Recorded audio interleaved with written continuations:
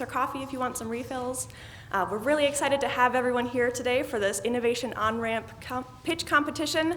This is the first of this theme, of this kind. But as Susan will tell you in a moment, this competition of focusing around innovation has been at UW Green Bay for years. So we're excited to see how it's evolved. A bit about how we ran it this year. In addition to inviting students to pitch during this event today, we also actually set up, the planning committee made a 4-week free course.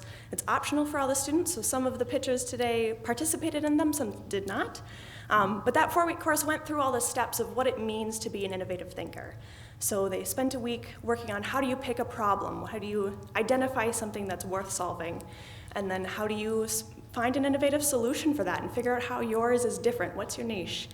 And then we worked on target markets and meeting with mentors, as well as presentation skills during the 4th week.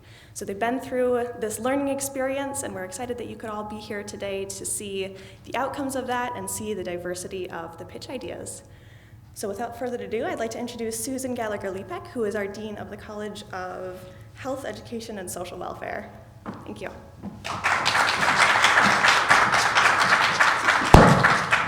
Thanks, Catherine, and thanks for all the work you've done, Catherine, to help us put this together. Welcome, everybody. I'm so delighted you're here. I'm so delighted to be in our 6th year of an innovation competition for students here at UW Green Bay, partnering with WiSys. As Catherine said, my name is Susan Gallagher-Lepek. I'm Dean of the College of Health, Education, and Social Welfare, and I'm also a planning committee member. This year we have a new title, Innovation On-Ramp, and Catherine described it well, the new format, and we have a broader theme. In the past, we've focused the competition around aging and solutions for an aging population, so we've broke it wide open with our new format and really excited to get this thing rolling.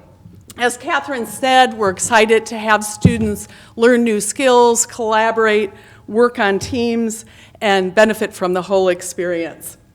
I am really eager to see the innovative ideas that you have brought forward, students.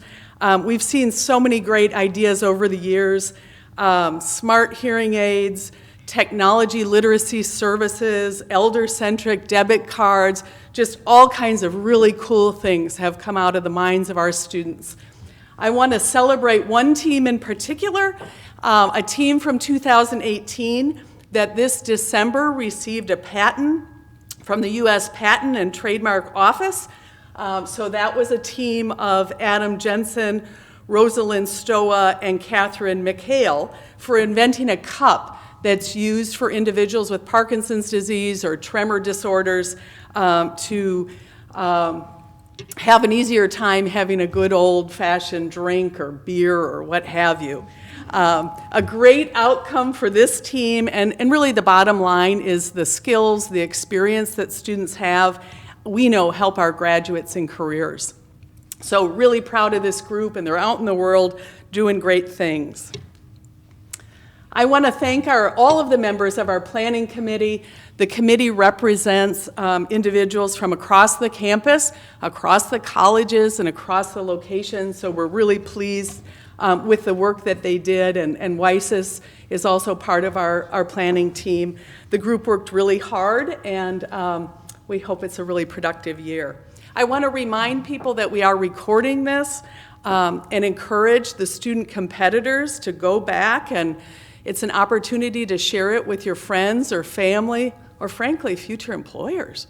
So anyway, really great chance to look at your pitches again. I'm excited now to introduce our Master of Ceremonies, distinguished MC, whatever we want to call her, Adira Sankara, an Assistant Director of WiSys.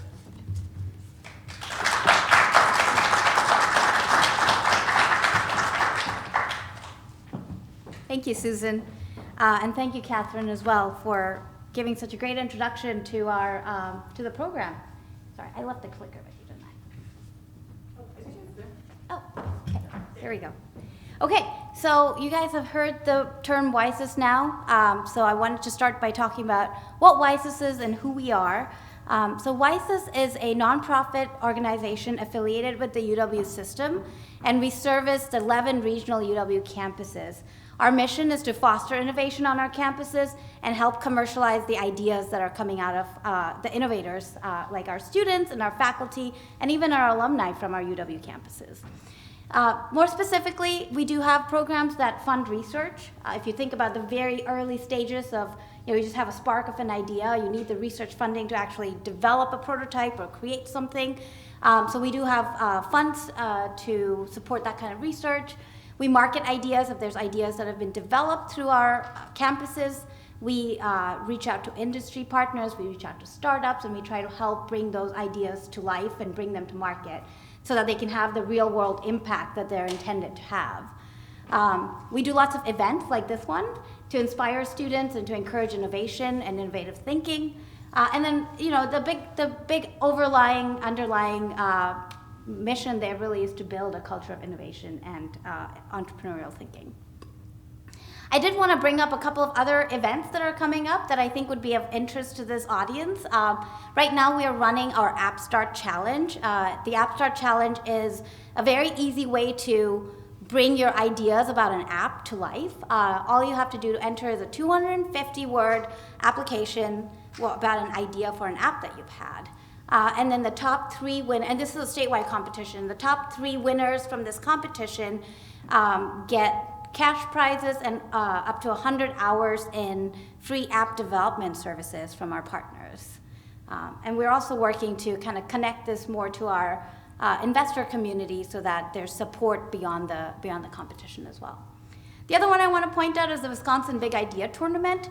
It's an opportunity for students who are currently enrolled at any of our 11 campuses to showcase your business idea to a statewide audience. We also have lots of engagement opportunities with mentors, and of course you can win cash prizes. And in fact, the winner from today's competition is eligible as the UW Green Bay representative at the statewide final, which is happening in Eau Claire this year on April 23rd. But you don't have to win this competition to be able to apply. There is actually an at-large round that we run, which is currently open and accepting applications. So if you have an idea for a business, you can do a short video pitch and submit it.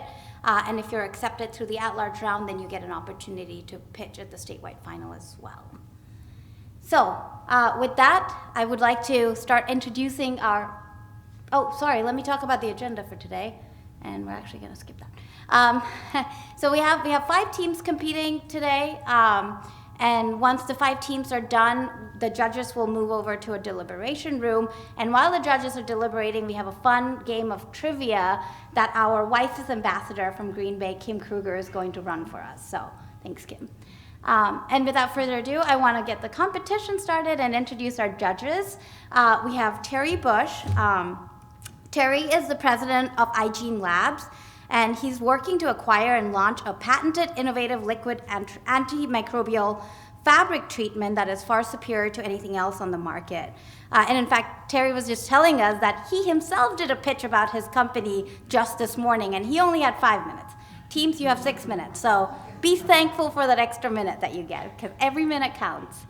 And Terry also has a very broad knowledge of various industries. He has owned and sold a company that's made and supplied plastic filament and spiral coils for bookbinding and 3D printing markets. Manufacturer of integrated electronic security systems for the correction industry, and even a coffee company selling single-serve organic, single-origin coffees, which I will definitely be checking out soon. Next up, we have Tony Hansen. Tony is my colleague from WiSys. Tony's been with WiSys 6 years? 6 years now. And he's the manager of intellectual property and licensing at WiSys. So he's also our representative for the Green Bay campus. So if you have any ideas and if you just want to know more about the services WiSys can provide, Tony's the guy you want to talk to. And he's sitting right there, so you can talk to him at the end of the day if you want. So Tony also works to facilitate connections between our regional public universities and the local communities and other UW system institutions. And actually, I should also mention, Tony has a PhD in chemistry, biochemistry. Close. Molecular biology. I apologize. I should know that. Okay, and then we have Matthew Key. Thanks for joining us, Matthew. Matthew is from the Greater Green Bay Chamber, and he works as the startup development manager there. But he's also the manager of Tundra Angels, which is a Green Bay-based angel investor group. And prior to this role, Matthew is a seasoned entrepreneur. He started a fintech company that I believe was able to raise venture capital from a Fortune 500 company. And Matthew self-attests that he is obsessed with helping startups and founders make progress and find the resources they need. So I would definitely encourage you to talk to Matthew if you're looking for resources in the community. I also want to do a shout out to Lamar and Patrick back there. They're from the Startup Hub, which is also part of the Greater Green Bay Chamber. So if you need resources in the community and are looking to launch your idea, these three are the people you want to talk to. Last but not least, Diane Murphy. Thanks for joining us, Diane. Diane is the Assistant Professor of Management at the Austin Coffin School of Business at UW Green Bay. And she's had a very successful career in corporate, small business, and consulting. And then she moved to academia later on in her life and earned a PhD in management science, organizations, and strategic management from UW Milwaukee. Diane, currently researches entrepreneurs in addition to leading an undergraduate student research team called the SAM Research Group here at UW Green Bay. So if you're interested in knowing more about that, please talk to Diane. And she's a highly decorated educator with several awards in both research and teaching. So thank you to our judges for being here.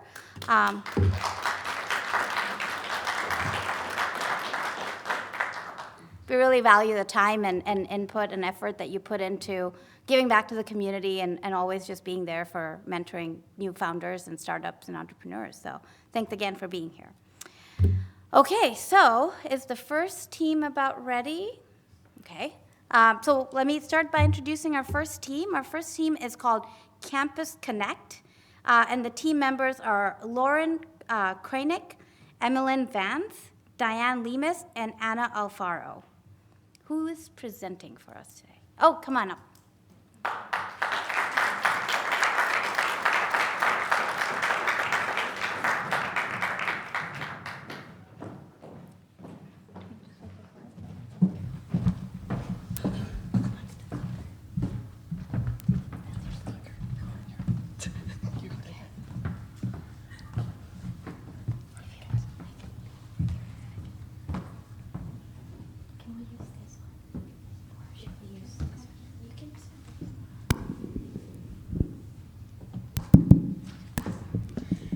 So, good afternoon, everyone. We are very excited to be here. My name is Diana, and I am going for Human Resources Management. I am Lauren, and I am going for marketing. I am Emma, and I am a business major. My name is Anna, and my major is business. So, I think that we're still working with the PowerPoints. Yeah, and just to bring your attention, we do have a timer back there that you can look at. So that's 6 minutes to pitch. Perfect. So we'll start when you're ready. Sounds good. Thank you.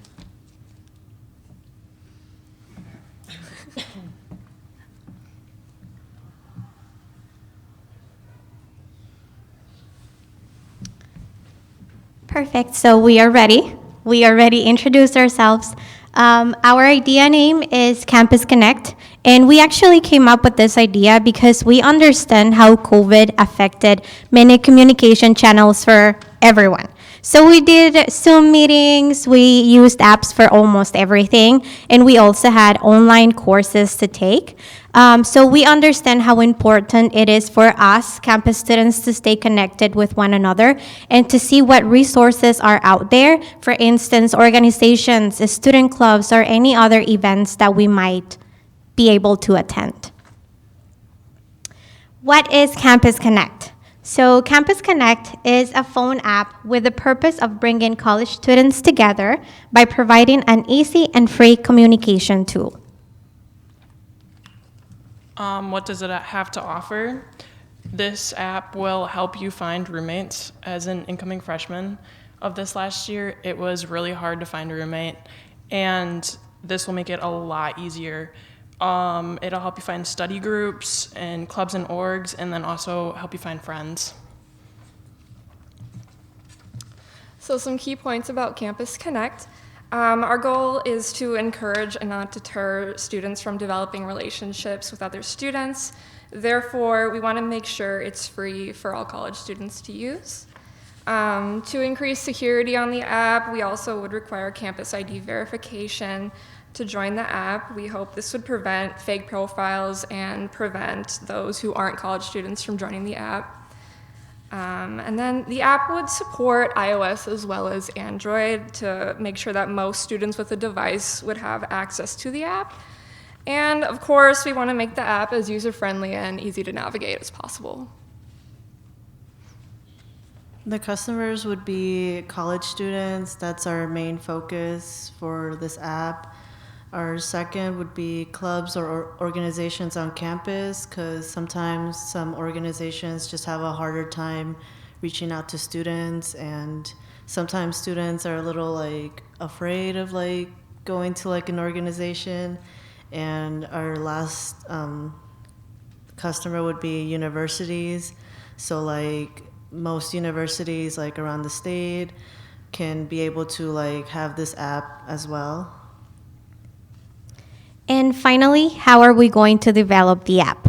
So basically, we say that we are going to run student surveys to find out risk versus rewards, see if the app is doable, if students are actually going to use it, if they are actually going to find the app useful for them, request university support and funding, and research for platforms or companies to create the app. Just see what's out there to help us develop and create the app. Any questions you might have? To your knowledge, is there anything out there that's similar to this, or do you feel like you're creating something in an entirely new space? You can Oh, go. You can go. Okay. Well, I know when I was a freshman, the university like tried to encourage us like a roommate app. I'm not sure how many people actually found out about it or like used it, because I know it was still very difficult. I just don't know if they like pushed it enough, but we wanted to make it more like for like study groups, roommates, friends, like expand it a little bit more, just like more than just roommates, because you use the app once and then you like never use it again. So Good question, thank you. And then on top of that, I know as a freshman, they did have a Facebook group chat, but I'm not on Facebook, so that doesn't really help anything for me. And I didn't really want to make a Facebook account specifically for that. Judges, and if we can keep the questions from the judges for this part of the competition, audience, you'll have a chance to talk to the teams after when you have some time to network. But judges, any questions from the panel here? Can you talk about the way that you see this being monetized? Would you be selling it to universities, or would you be having the students pay for it? How do you think about that? So I talked to some clubs and charging them, like if they were to get some interaction with their portion of the app, and then they would be willing to pay for that. Otherwise, local ads. That's primarily what we would make profit off of. So what would you think the cost would be to a student? I'm a freshman on campus looking for a roommate or a study group. You said it's free to me, but what would be the cost, say, per user if someone wanted to be a sponsor to support that? You're talking about ads, so I'm thinking, sure, maybe the local businesses that want to do that, get that exposure for themselves. Yeah, we didn't really discuss that as much. I haven't really talked to any local people. Go ahead, Diane. When you spoke to students, did you think about expanding it beyond just what you have, like maybe textbook exchange, like maybe somebody took my, where if we use the textbook,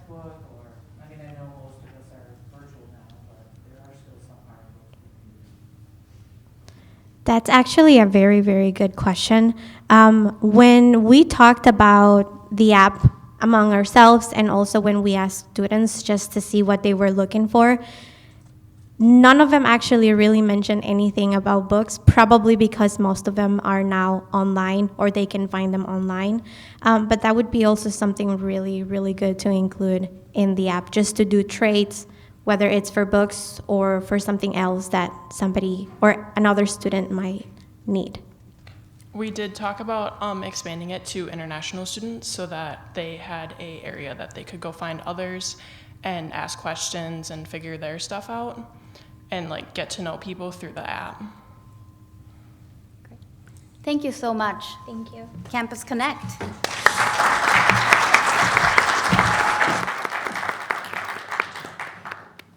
Okay, we're off to a great start. Next team is Pencil Tasers. Judges, I'll give you a minute here to kind of gather your thoughts and score the teams. But Pencil Tasers is Donald Ruppel, Wesley Jones, and Rashawn Daniel. And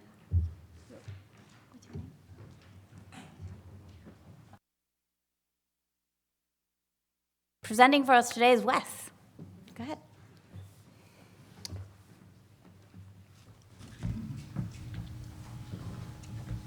All right. Hello, everyone. My name is Wesley Jones, and I will be presenting to you about the topic of pencil tasers. So, the team that we have here is composed of 3 people. It is myself and my 2 partners, Donald Ruppel and Rashawn Daniel. And the team is composed of this because Rashawn Daniel was the one who originally came up with the idea. When we were thinking about doing this, we thought of different ideas we could do and what would be useful. And Rashawn was the one who came up with the idea of pencil tasers. Donald Ruppel focused on who we would market this to and how we would sell it to them. And I focused on the design and technical aspects of the product. So, why do we care about this?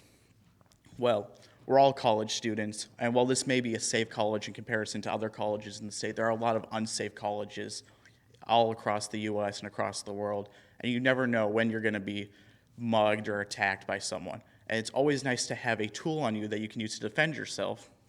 So we decided that we would try and come up with a tool that you could use out and about without having to carry it on you just because it's a weapon. Which is why we came up with the pencil taser, which is a tool that functions as both a pencil and a taser.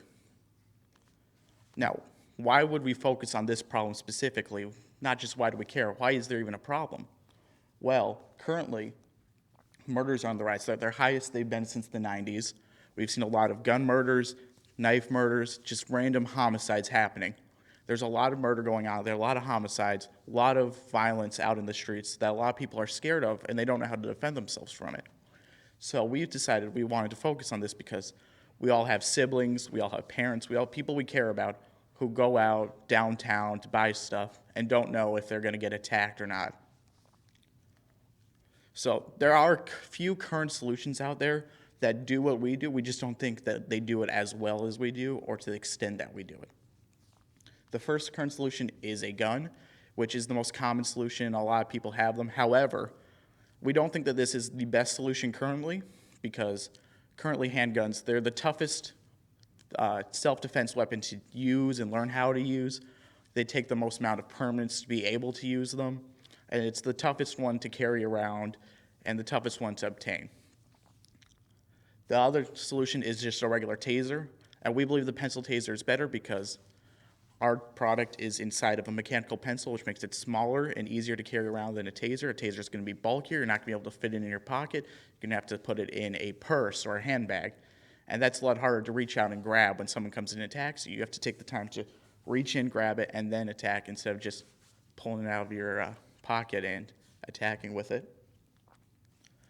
Another tool is the knife, but unfortunately, a lot of knives are illegal to use.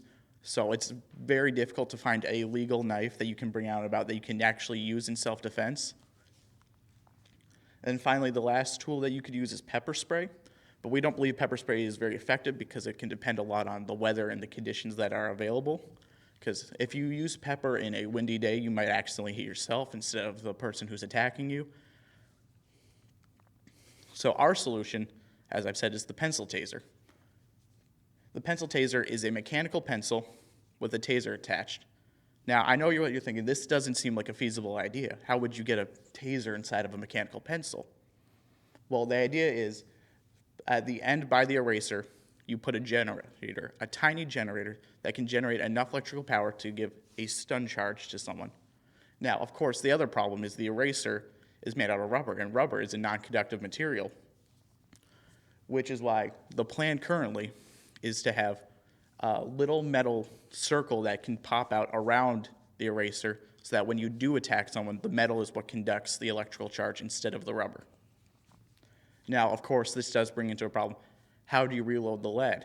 Because eventually, at some point, your mechanical pencil will run out of lead and it won't be usable, and then you've just spent $15, $20, $30 on a pencil that now is only a taser, which is why we're going to go and do what a lot of pens do nowadays, which is the twist in the middle to pull them apart, and then you can load the lead in that way. Now, our target market, as I stated before, is mostly college students, because college students are the people who are most likely to want to buy a tool that they can use to defend themselves. Because a lot of the time, if you're in your 40s, your 50s, you already have some experience in some tools, or you live in an area where you know you won't need them. So we're focused on college students who are probably traveling to a new area, don't know their surroundings, and want to find a way to make sure that they know they are safe. Our current timeline for development is ideally by next year, we'll have design developed and planned out how we want to make it, the production styles we want to use, and how we want to push it. By 2024, we want to begin production on it so that we can get it out into the world. And then by late 2024, our goal is to start online sales through different platforms online that let you sell at a smaller scale. And by 2027, our goal is to get it into more mainstream markets like Walmart, Costco, Target, different places where you will see it when you're just going shopping and think, maybe I should buy that. So in conclusion, we believe that the pencil taser is the self-defense product of the future because it is both convenient, usable in non-violent situations, and effective. Now, are there any questions? Have you thought about safety measures with it? I mean, I envision myself getting in my purse for it and actually tasing myself. In your design, have you discussed that? Yes, we have considered putting in a safety switch, which you would have to flip in order to be able to use it, and it would be activated by a button on the side. So we've considered that alongside the button there would be a safety switch, so you would have to flip the safety switch and then press it. Now that, of course, makes it take a little longer, so we're debating whether or not it would be feasible. So we would like to test how dangerous it is to the user before implementing the safety switch. Have you given thought to potential for abuse of this product? Yes, but we believe that the potential for abuse for this product is the same as any other self-defense product. You can't really control how people use pepper spray or anything like that, or a taser itself. It's going to have to be used and considered to be used the same way as a taser, which means it would go under the same process of selling as a taser. It would just also have other uses that go along with it. Do you have a sense for where tasers are currently used in society? I mean, I know police officers oftentimes carry them. Yes. Do people, If I don't know if people carry them on a consumer basis, but tasers are not usually carried on a consumer basis because they're bulky and they don't really serve a lot of purposes, so a lot of people won't take the time to go out and buy a taser. But I do know people who own tasers. If you're in New York, a lot of people who are walking late at night will have a taser on them because it's a great safety tool. So there is definitely a market for it. It's not as large as we would like. However, there is definitely a market that is willing to buy tasers, and I believe we can expand that market by adding an additional use to the taser. can you help us understand the reason why the people in the market is college students as opposed to maybe downtown urban areas? You kind of just mentioned that a couple minutes ago. Well, I believe it's college students because, well, most colleges are in urban areas. They're in downtown urban areas. A lot of colleges experience a lot of violence. Some of the most violent places in the state of Wisconsin are around colleges. So the the thing is, a lot of people who live in urban areas already know different ways to defend themselves, already have a tool, so they may not be willing to purchase a new tool that maybe adds an additional thing. Well, we believe college students who are traveling to these urban areas may come from rural areas, they may come from smaller urban areas, and they may not have these tools already. Have you thought about whether or not this is a product that we need to have some type of licensing or governmental approval to either be sold or to be purchased? We have considered it, and I believe it would fall under the same qualifications as a taser, and taser usually does not require those kind of government rules and regulations where you have to get it approved by them, so we don't believe that it would be necessary. However, we understand there's a potential where we may have to get government approval.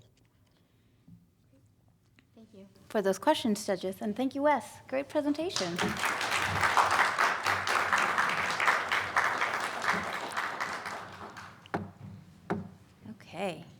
Okay, so our next team, or our next presenter, sorry, is Sydney Gang, and she has an idea called Skip the Warm-Up. Welcome, Sydney. Can I use this? Is that okay? Perfect.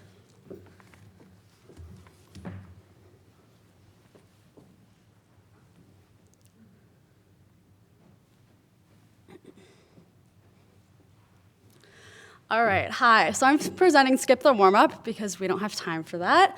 My name is Sydney Gang. I'm a sophomore at UW Green Bay studying business with an emphasis on entrepreneurship. I was an athlete, and about 2 years ago, I tore my ACL and meniscus skiing, and I went to the gym after my surgery, and I had all these people coming up to me. They're like, I had that same injury. The recovery's rough. And I'm like, I'll get through it. No. I was like, I'll bounce back. I did not. I had pain, I had trouble lifting heavy, and I was at risk for injuring myself again. I went to my doctor. I went, hey, doc, I got 3 problems here. I'm having a lot of pain, having trouble lifting, and I'm at high risk again. He's like, well, why don't you hop in the hot tub after your workout? So that's what I did, and it worked. But I was in pain all throughout my workout, and I didn't feel better until after the hot tub. I'm like, okay, well, there's got to be an easier way to apply heat before a workout, because no one's going to hop in the hot tub before a workout. That makes no sense. So the problem we're facing is pain while exercising, limited mobility, and extra time warming up. Usually, it's 6 to 10 minutes warming up on the elliptical, which is about 1/6 of your workout if you go 1 hour a day. It's a waste of time, honestly.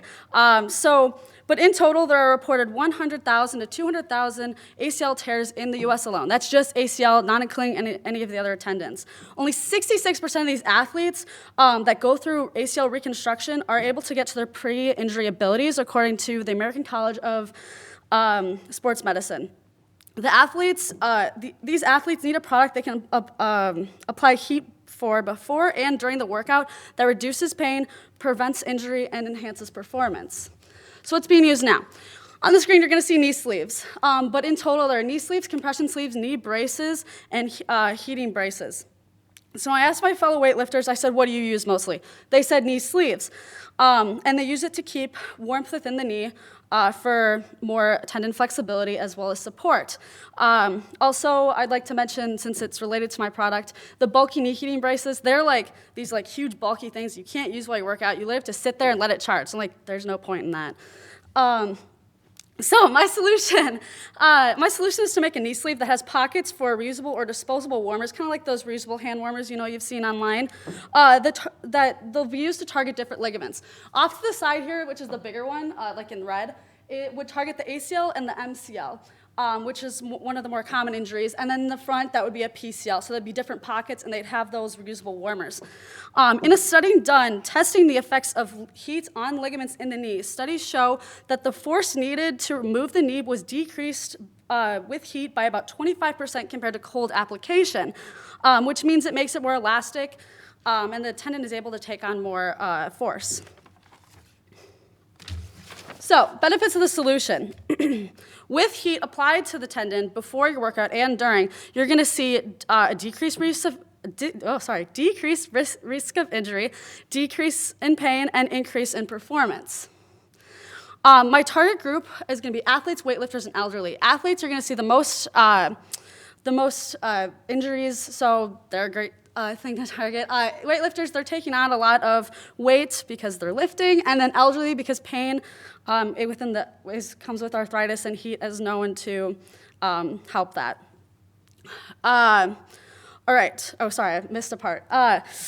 So possible partners would be schools, hospitals, social media influencers, local and commercial gyms, and this would be perfect to market our products to that target group because our target market is specifically using those facilities all the time. And then development, what I'm looking for are the resources to develop the prototype and the money to fund it, so then I can develop a rough idea, and I'm gonna need to pivot because that's what entrepreneurship is. Then moving into the final product to finalize the design, get branding going, and then moving into partnerships where you target the younger audiences first to get a good thing going because you're gonna start with only one product, which is the knee sleeve. Then you're gonna wanna move into more products, so developing like stuff for the wrist and the elbow to expand your reach into older populations. Just some final remarks. Again, the 3 issues are pain, risk of injury, and poor performance. There's a large customer base that could benefit from this product that makes exercising easy and more efficient while solving those issues. My product can solve all those issues and can work for more than a small group of people. Any questions? Just so I'm understanding, Cindy, very cool.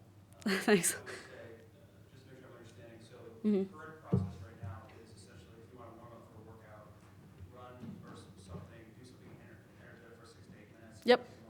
Correct. So what you're saying is instead of doing that, you got the sleeve where you put in, you've got has pockets for some, like, I don't know, for all intents and purposes, hand warmers and stuff like Yep. that. Mm-hmm. And that actually heats up the muscles and they'll stay in the same manner? Yeah, so typically, you've heard that thing where you're supposed to stretch before a workout, which is correct. But when you're excessively working, like usually like when weightlifters squat and stuff, they need to get on like an elliptical or a bike. That way they can warm up the tendons because otherwise you're gonna have that lack of mobility, and that's gonna really affect like your performance in the sport. So by heating it up, this is also you're letting it loosen up a little bit before you get going. So it should do the exact same thing. I had shoulder surgery on both my shoulders. Mm-hmm. And before stretching, after the whole surgery, I put heat on either shoulder. Mm-hmm. Well, that's a big heating pad. It's not something I could use while I was stretching at all. Mm-hmm. This seems to be a very interesting idea. Thank you, yeah. See, and that's where I would have to, once we get into new products, you'd have to like problem solve for that. There's probably a design that works for working out because most of the stuff you can't use while you work out, which is what you just said. Have you talked to Tettledown, I have not, no. orthopedics? No, I, The surgery that you've had, that might be interesting to chat with them to find out what solutions they offer. that's a great idea, and I'll definitely take that up. Program, and they'd be a great reference. Oh, by the way, there's this product right there. That's true. No, thank you, I appreciate the feedback. Sonia or Diane, do you? When you talked about the packets that were fitted to the sleeve, Yes, correct. are you thinking, I'm thinking at home, I have the packets that I break to Mm-hmm. stay warm with. I think that's what you were referring to, right? Yes, but there are reusable ones if that's. And that would be my question. Yep. Then you have the bead things I got for Christmas. So it's, yeah. Microwave, it'll heat you up. It's sort of like that, but there's other options out there where like there's these packs that have this weird liquid in it, and there's a metal chip, and when you click the metal chip, it's I don't know, like it sends out this there's like metal particles, and it creates a chemical reaction which causes it to warm up and stay warm for a certain period of time, and they're like nice and small so that it won't be too bulky. Like similar to the technology, something with coats that heat. Yes, similar to that, correct. Mm-hmm. And I concur with the comments about, my husband just had knee surgery, Yeah. and, which is why I'm asking. Yep. Bring anything home with him. And this would be, something like this would be fantastic. Yes, for yeah. mobility. Yeah, I wish I had this after my knee surgery. Mm-hmm. Yeah, thank you so much, guys. Last question, do you envision selling this e-commerce, on a website, or do you envision selling this to, gyms, or like, how do you envision selling this? So I believe that it would be great for both because right now e-commerce well, at least from my point of view, I have all of these like gym ads and stuff, and a lot of people. There's some people that when they go to the gym, they're a little more shy. So usually, like if a gym's marketing them something, they might not respond to it in the same way. So that way, you could cover both customer bases, e-commerce, and as well as at the gym, because there are people at the gym. If you have like trials, or like if you set up a booth and say, hey, like try this out before your workout, see if you like it, that could really benefit the product and the sales overall. Okay, thank you guys.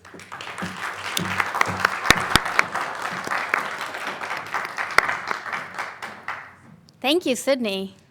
I'm starting to notice a theme here. We've got some really, really great pitches coming through, and all of you seem to be inspired by problems that you've experienced yourselves or observed in your community and around you. So really, really great job so far. Okay, so next up we have the Diverse Salon. It's Alex Lapp, Nathan Bahini, Lisa Smith, and Bethany Wren. And I think we have Nathan presenting. Hi, Nathan. There you go.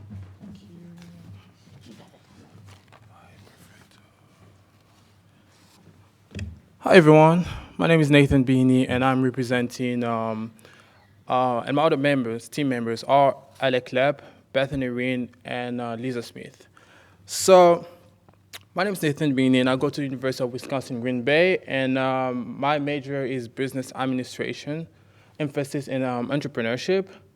I'm from originally from Democratic Republic of Congo. Has this ever happened to you? You move into a new town with, you don't know anything, so you go on Google and you need a haircut as soon as possible because tomorrow's your first day of class and you want to look good, right? You go on Google and you look up hair salon nearby, and the first thing that comes up is really good looking hair salon that, yes, gonna treat you right, and you gonna look good, right? So I go in and I go there, they treat me well, and they like the barber is hyping me up, you're gonna look good tomorrow, we have this really great conversation. And at the end of the service, I'm like, this is not what I wanted. Like, this don't look right. And it kept happening, weeks per weeks after weeks. I kept looking for barbershops, and I just realized that it was not reliable enough where I could find a barbershop or hair salon that would treat me the way I was expecting to be treated.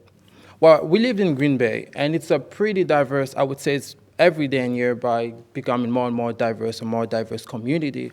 So the diverse hair salon is a gender-neutral salon that will provide quality hair care for anyone, for any cultures, sex, or age, or however they look like. And, of course, provide quality hair care for anyone. So what is the problem? Well, the problem is people coming from outside, from any countries or any town outside, they can't feel at home if they cannot be served the way they expect to be served or provided a certain service that fit their needs. We want to belong, right? Everyone want to feel like they belong to a certain community, even if they are not from the community, right? Well, some people getting a haircut or making themselves feel beautiful or looking good is very important. More like, feeling at home. What the Green Bay demographics says, according to the most recent ACS and the racial composition of Green Bay, was the white is 76.67%, and other races is 5.98%, or two or more races is 5.45%, and Asian is 4.21%, Black or African American is 4.20%, and the Native American is 3.45%, the Native Hawaiian or Pacific Islander is 0.3%. So which says Green Bay has we have different races around here and different people, which means we should be able to provide services that makes everyone feel welcomed. Well, if we have different people with different races and different looking and different hair type, we should be able to provide services that make them feel like I am acknowledged and I'm considered here. Feeling good, as I said, we all want to feel good. We want to feel fresh. I want to feel fresh every time I come to school. I want to be able to get a haircut. I don't want to drive 2 hours to Milwaukee to get a haircut. That's tough. But what is the offer? Well, Diversity Hair Salon is an inclusive hair care community. We're trying to create a community that provides a safe home, a safe place where when you come in, I feel welcomed right on the spot and I feel served. So our service is a diverse, excuse me. So this is an example of what my image or my perfect image in my head would look like a diverse hair salon and whatsoever. Our services, the diverse hair salon would offer hair cutting, coloring, and styling. We want to be able to get our clients to rebook with us for future services, and we understand that the salon customers' service and satisfaction is key to us. We want to satisfy our customers at all costs and making them feel good about themselves. And we want to create a comfortable and clean, safe atmosphere. Competition. Eventually, we will have to face competition with the present salons living around here or going on, who's been here for years now. Well, we're not trying to compete. We're trying to make people feel at home. So it's all about feeling home and coming in. So competition, we don't expect to have competition because it is an option that people should feel like they have to make the decision to come to us. And how we measure success? We measure success by customer satisfaction and number of diversified groups served. What are the risks? The risks associated with this business are not having enough specialists satisfying their customers or quality. And customers returning to the normal hair providers and people might not be ready for change. So many people might not be ready for this change, and we might not have customers who are satisfied with this, and which is something that we acknowledge. So our services be able to satisfy that. Opportunities, this is going to give more jobs opportunities to people that want to try out. We have people that went to school, get hair salon, and they want to practice the skills. And our hair salon will be an opportunity for them to practice that on a different area with different people, with different perspective. So what is the plan to make it happen? To make this happen, to make this business happen, we need to find a convenient location, hair specialist with diversified training, and do marketing in a popular locations. So in popular locations, we have people going on and making marketing about it. And with growth, eventually with this, we expect to have more and more people finding interest in our hair salon and find that it's a safe place and safe home for them so they can come and trust us with the service that we're going to provide to them, and knowing that they're more than welcome and they will never feel unsafe with us. Thank you. Questions from the judges?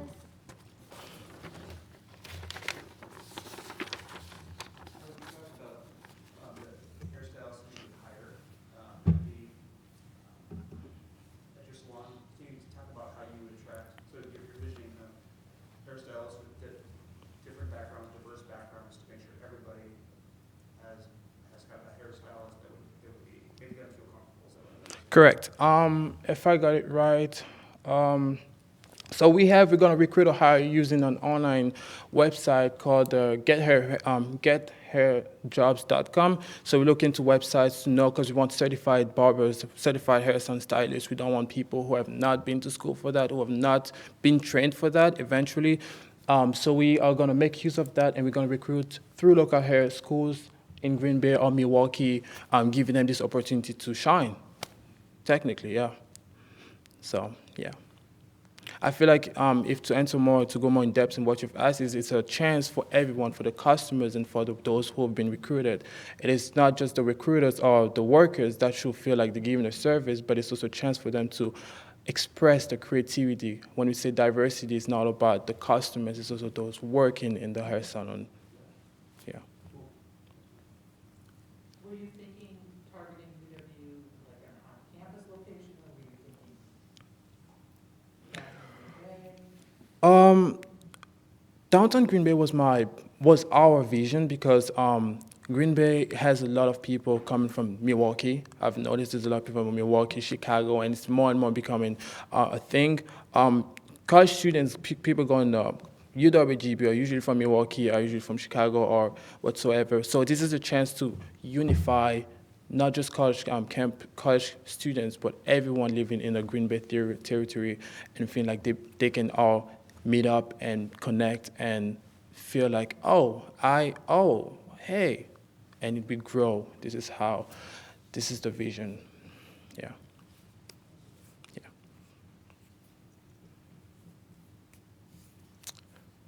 would it be just hair services, or have you thought about maybe including No, not just hair services, but for now, as of now, the more we grow, we'll be able to provide, add more services with growth. So it's more like observing how it works and if people actually are receptive to this idea, because eventually not everyone is receptive to change, which is something that we have to adapt to, but eventually not enforce it to them, but share it with them.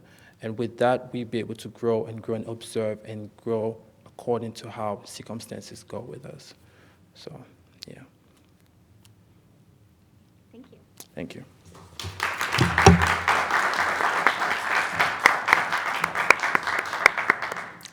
Thank you, Nathan. Another great example of a passionate pitch with very clear understanding and a personal connection to the problem. So thank you. Okay, last but not least, we have Track It with Sophia Wysocki, sorry if I said that wrong, Laura Gerbers, and Rebecca Hoffman. And we have presenting with us today. What's your name? Rebecca. Rebecca. Okay, Rebecca's presenting. Go ahead. And there's the clicker. Okay. Hi, everyone. My name is Rebecca Huffman. My group members are Laura Gerbers and Sophia Wysocki. Our product is Track It, which is a a health app for the elderly. So a little bit about my background. I'm majoring in business and marketing with the human resources management emphasis. We met in our entrepreneurship class, and we came together because we all had an interest in the well-being of others. In addition, we've seen loved ones go through Parkinson's and Alzheimer's, and that was really hard to witness. And we feel that it happened because they did not take care of their health. So the problem definition, there are very few health apps that focus specifically on the elderly. And according to the National Council on Aging, 80% of older adults have at least one chronic condition. And the leading cause of death in older adults is from a chronic condition. Multiple chronic diseases account for 2/3 of all healthcare costs, and less than 1% of the U.S. healthcare dollars is spent on prevention measures to improve health. In addition, 1 out of 4 adults fall each year. So why is this important? Because when the elderly's health declines, it not only affects the individual, but the caregivers and the family involved, and it's just very difficult to witness. Some current solutions. So typically the caregivers track the eating, sleeping, and provide the exercise programs. If elders are more independent, they will watch workout DVDs or go to fitness classes. There are some apps available for the elderly, such as Mighty Health, which is like a health mentor, and Noom is for nutrition. The problem is that these apps usually just focus on one element of a healthy lifestyle instead of overall health. In addition, these apps are not very well known. So our idea/solution is to create an app that provides an easy-to-use and fun way for the elderly to take control of their health. So data is stored so the patients can view the progress over time, and they will pay a monthly subscription to keep using the app. So there are various elements to the app. The first one is stress-free waking up, so the alarm will gradually get louder so it doesn't frighten them. They can also track the sleep. In addition, there will be food and water trackers because it's important to stay hydrated and keep up with nutrition. There'll also be exercise programs based on their ability. So like if they're in a wheelchair, there'll be exercises for just the waist up so they keep moving. And customer identification. So our target market would be elderly individuals, their caregivers, hospitals, and elderly care facilities. We chose this market because the population is getting older. According to Statista, 54.1 million Americans are 65 and older, which represents 16% of the population. There just seems to be a need for an elderly health app that helps with overall health. And then the target market in the future could go beyond just these care facilities, like maybe younger generations could use it. So the development plan / career path, so we would like to speak with experts in nutrition, fitness, and sleep. We can partner with healthcare facilities to get a grasp on the needs of the caregivers and residents, and figure out an easy-to-use software program that is cost-effective, and then avoid using other intellectual property with the app design and health programs to avoid any legal troubles. And then so overall, Track It wants to help the elderly reach their health goals and live a wonderful, long-lasting life. We want to keep the elderly healthy and prevent chronic diseases, since it's very hard on everyone when their health deteriorates. Thank you so much for listening to this presentation. Are there questions? Beyond the workout plans, the tracking, the eating, and drinking water, do you plan to include anything that would be educational for the users, sort of justifies why it's beneficial for them to use this app and what you've created versus something else? Yeah, we can definitely expand on that, kind of educate them on why all of this is important and provide different statistics. Yes. So what's your definition of elderly? We're probably thinking more like 65 and older, but we, yeah. Yeah. We, yeah. And so I'm thinking elderly is different than you're thinking elderly. But when I thought of elderly, it's more difficult for them to use a cell phone or an iPad or something like that. Maybe it's generation. Maybe there aren't enough of us that are used to using that, that are old enough to want to do this. But my definition of elderly, I find it difficult seeing my mother using the app that you developed. So we feel that the elderly are starting to be more like familiar with technology, and we can also like encourage caregivers to help them out and help them track their progress. That's probably a very good source. Yes.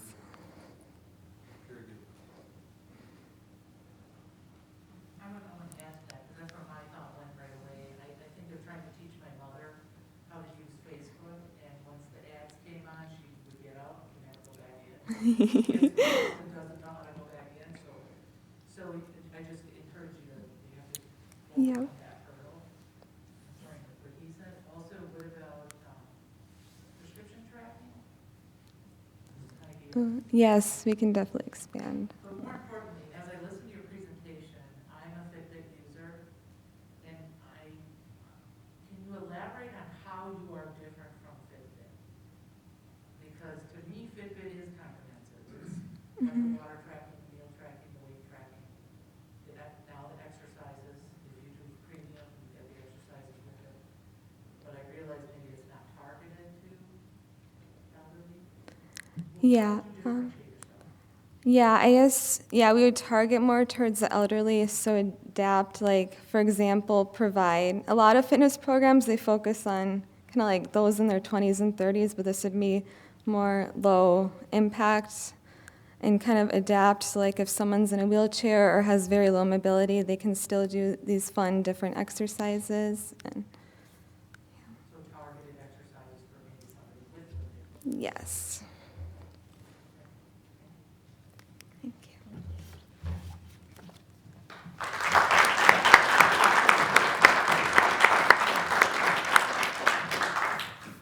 Thank you, Rebecca. And I love that we're ending this pitch competition with a nod to our previous version of this competition, Innovation and Aging. So thank you all of the presenters. I think everybody did such an amazing job, and it was such a pleasure to hear all the ideas and hear you be so passionate about bringing these ideas to life. With that, we're going to have the judges go into the deliberation room so we can figure out who the top 3 winners of this competition are. And while the judges are deliberating, I would ask everybody to maybe help yourself to some snacks, to some water. I think there's some coffee there. So please help yourself. And once you're seated back, we're going to play a quick game of innovation trivia through Kahoot. And I have Kim over here to help us host the competition. So please, I should also mention there's a $25 gift card for the winner of the innovation trivia. So judges, thank you, and please follow Susan. We'll let people get.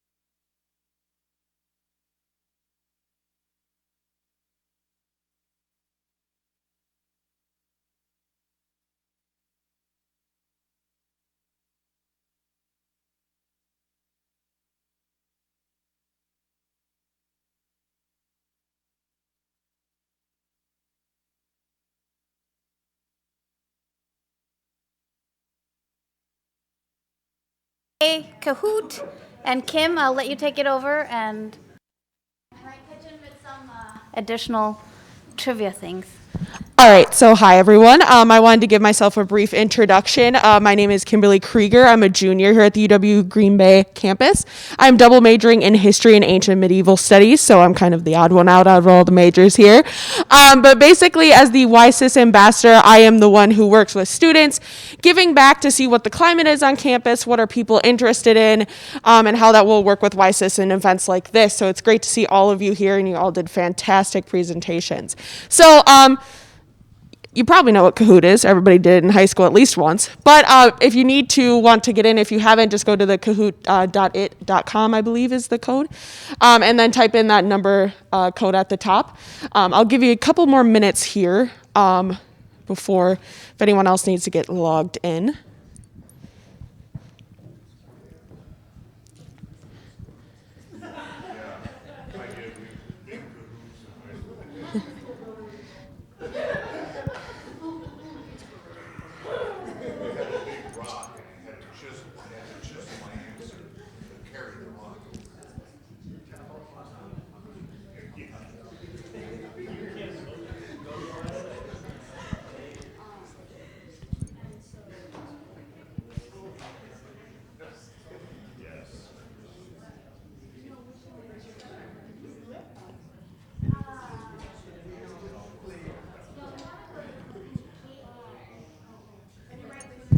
Yeah, if you need to log in, it's at the top there if you can see it.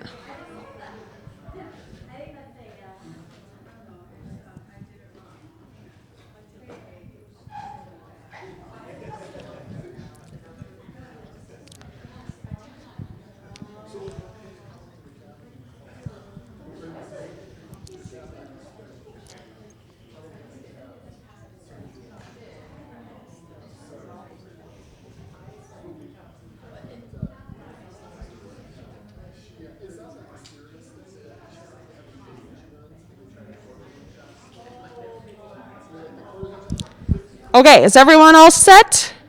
All right, so we are going to begin. Just a reminder, these are on innovation ideas, so see what's here. We don't have sound, so it's not as fun without it, but what material was recently discovered to be a sustainable alternative to clean up oil spills?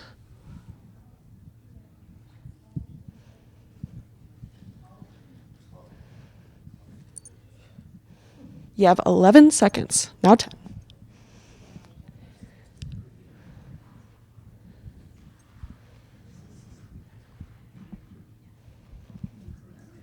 All right, so the 4 people that answered human and animal hair, as gross as it sounds, human and animal hair is actually very good at soaking up oil.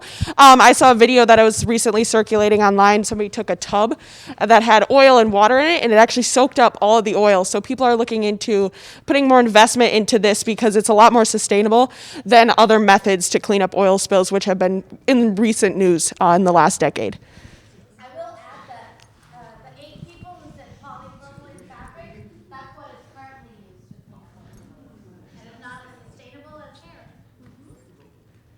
All right, we have our first ranking member. How many women have won the Nobel Prize for Physics?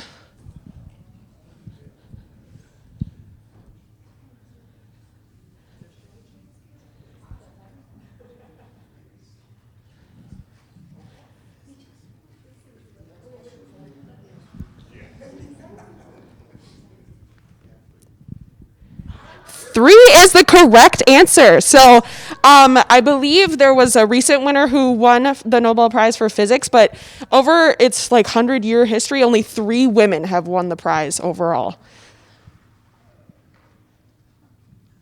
Oop. Hello?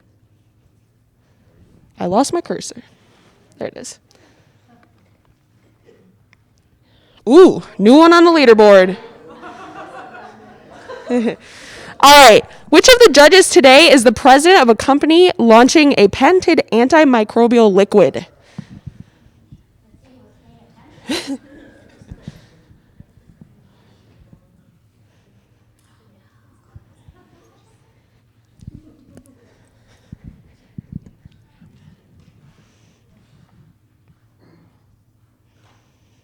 All right. Ooh, Some people are paying attention. 12 people. Good job.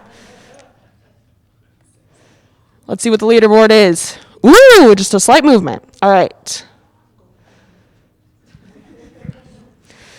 Mary Keiss was the first woman to be granted a U.S. patent. In what year did she receive the patent? Yeah, is that a picture of her? Ooh. I like the hat.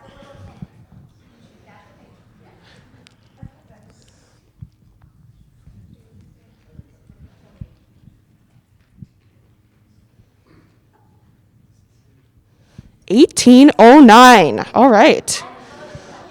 Oh, we got a bonus question.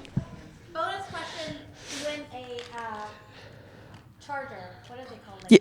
Yeah, they're like USB chargers. Yeah, like the Yep. movable, yeah, whatever. Portable chargers, there we go. Can anybody guess what she got the patent for? Raise your hand if you know, or want to guess. Is that a hand over there? Do I see a hand up?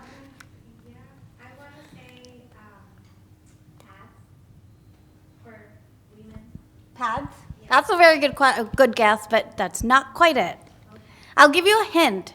It has something to do with the picture of her. What specifically? Nope. Sydney, you had your hand up? Good guess?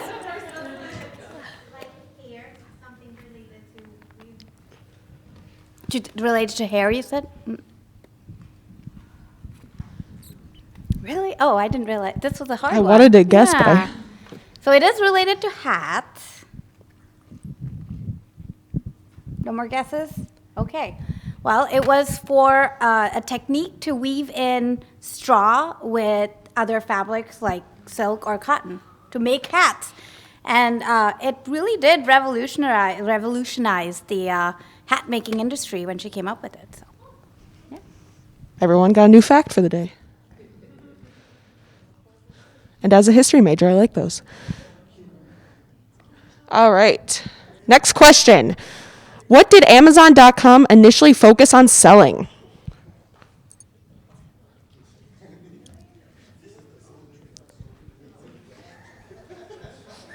That was a quick one. Books. Good job, everybody. All right. Joy is remaining in the top position. Who is credited with inventing the world's first bagless vacuum cleaner?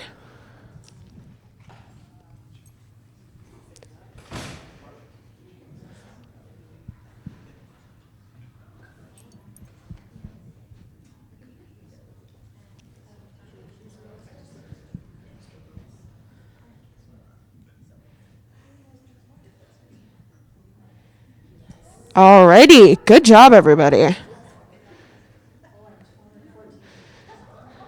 All right, the leaderboard is still moving. Which company had the most number of patents granted in 2021?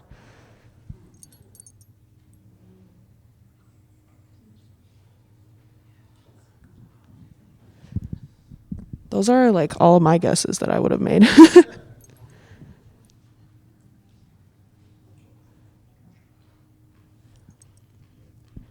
Alrighty. Oh, I wonder who the winner was there. I have a follow-up question there for, again, a chance to win your portable chargers. Who was number 2? And whoever raises their hand first gets to answer. Was it Microsoft? Nope. No. You got it. Going down the line. Both IBM and Samsung had over 8,000 patents that they filed in 2021.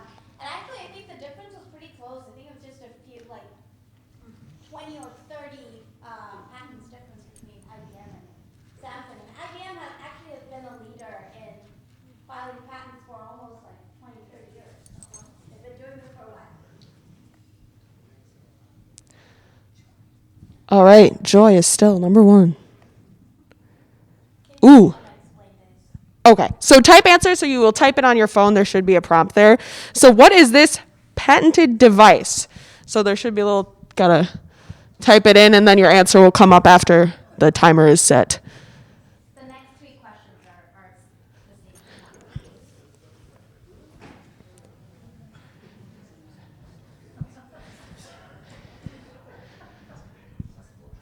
5 seconds left.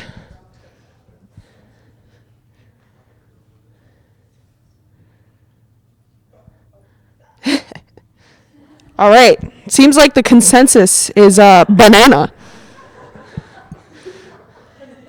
Will it say the answer?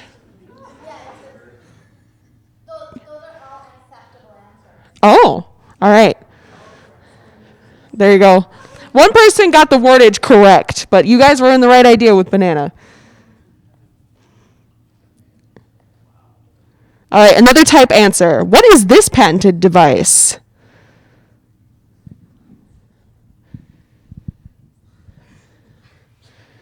I'm pretty sure I had this at WiSys training this summer. I had to do this.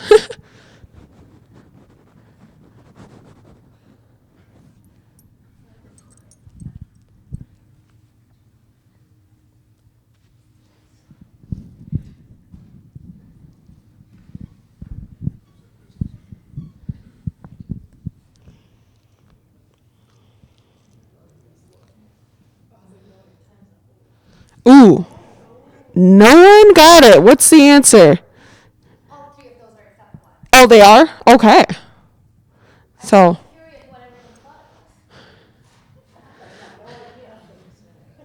There were 9 answers. What, anyone volunteer? What did you think it was? I thought it was a glove warmer. Yeah.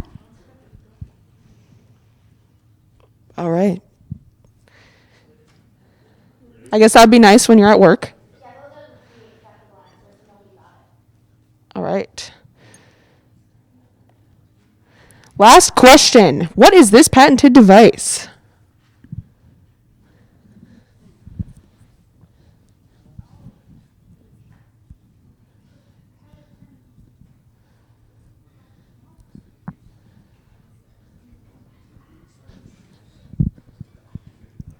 Ooh, we're getting more answers this time.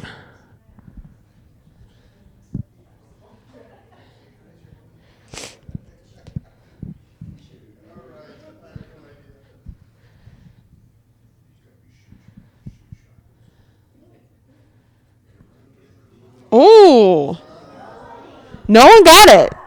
What were people thinking?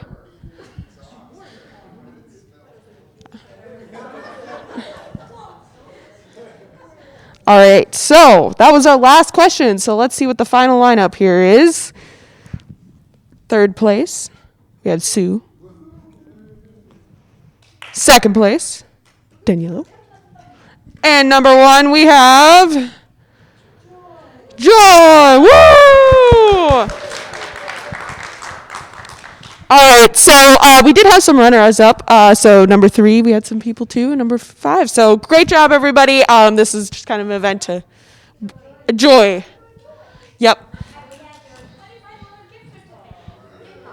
Yeah.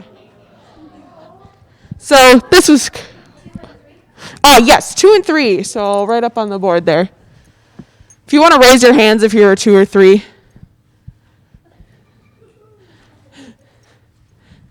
But yeah, we hope that you enjoyed. And if you are a student on the UWGB campus and you would like to talk to a fellow student who is involved with WiSys, I'm the individual, Kim Krieger. You can find me on the WiSys website if you look at my name. I'm also the chair of events for fraternity and sorority life, as well as my own sorority and the vice president. So if you see me wandering around at fraternity and sorority life, feel free to come talk to me and talk about WiSys, any ideas, and I can help get you in touch with members of WiSys if possible. All right. Thank you, guys.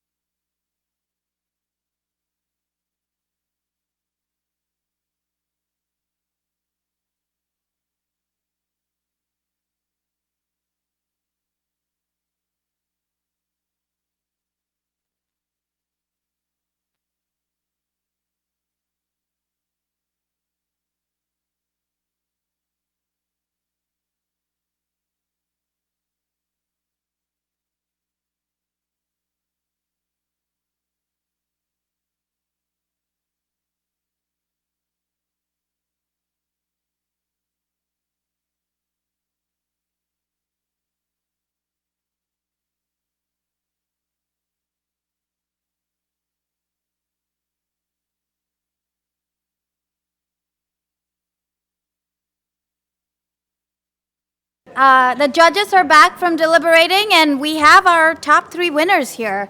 As a reminder, the top prize for today, for the first prize, is $1,000. The second prize winner is $500, and then the third place winner is $250. So, without further ado, let me call Terry Bush to announce our third place winner.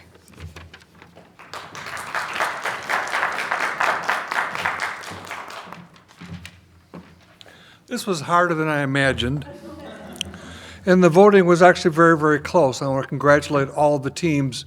I thought you all made very representative presentations. The third place team is Campus Connect. Lauren, Emmeline, Diane, and Anna. You were the only ones that had all of your team members participate, and we thought that was really a wonderful thing to do. You had a good presentation, and you answered questions well. You identified some very clear needs. They were clear to me, and you came up with a way that would fit within your group to answer those needs. It was clear that you felt something. There was some attachment to the issue that you were trying to address. Isolation is a particular issue on campuses these days, and we thought this was a very good way to address that. So congratulations.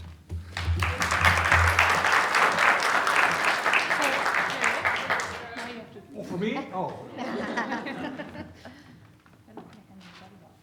Okay.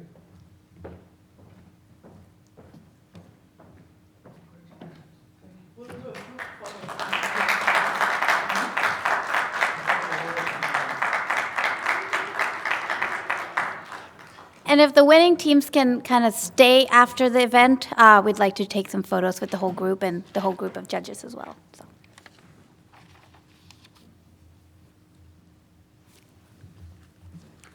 Okay.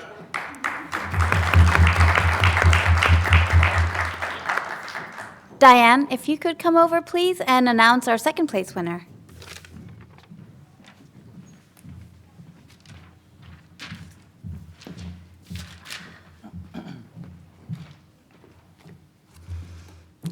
Hello. I am pleased to announce our second place winner as the Diverse Salon. Nathan, as you framed your innovative idea, you framed it from an approach about going to a salon and having that feeling good when you leave, and that a salon brought that belongingness and that you felt included, in that the services they were providing were what you expected. And I liked how you started that approach. You talked about expanding the service beyond that, so we encourage that, tailoring it to the clientele, and all about that great feeling, and we all can relate to that. So good luck with that. Thank you.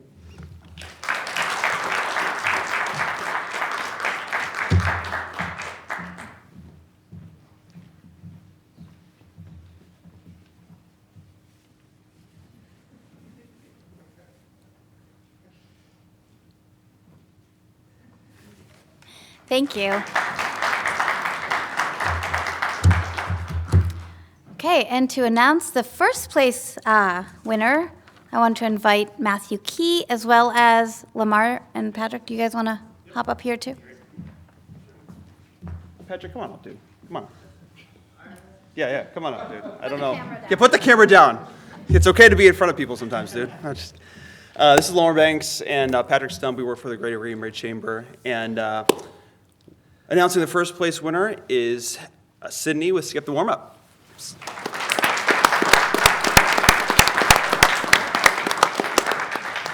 So one of the things that we as judges were impressed with was just your poise when you were speaking. I think you did a great job right out of the gate, super energetic, really captivated our attention right from the get-go. The other thing is that you're solving a personal problem, which I think was really meaningful. You shared about how you would had a ACL injury, is that what it was? Yeah, and just the recovery process for that was challenging.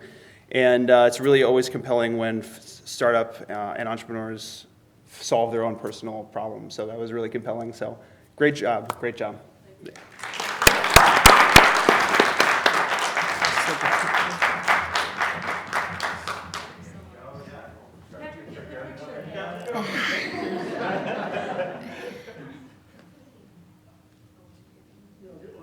There you go.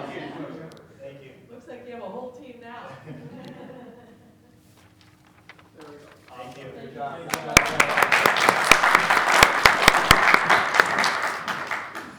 Well, thank you everyone for being here today and supporting our students with their innovative ideas. And students, thank you for pitching.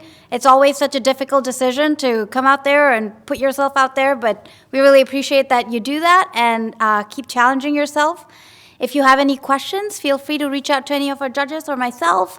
And if the winners can please hang around, and judges, if you can hang around for a few minutes to take some photos, that would be great. Thank you all so much.